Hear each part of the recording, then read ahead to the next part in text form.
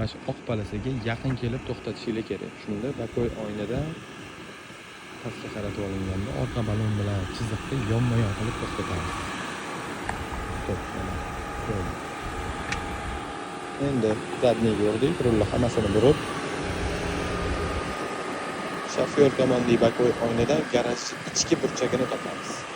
Mana shu taxta turgan joy ichki burchak. Ko'rinishi bilan to'xtatib, rulni to'g'rilab, endi sariq palasani ustiga chiqaramiz. Mana chiqdi hisob uzuq-uzuq palasaga. Hammasini rulni chapga burib, o'ng tomon bakoy oynaga qarab olib kirib qo'yishimiz kerak. Sariq palasaga o'tib ketmasa, oq palasani ustiga chiqarib berishimiz kerak. Stop. Bo'ldi mana. Mana shu idealni kirish bo'ladi. Shu turishida rulni qaytarmasdan birga urib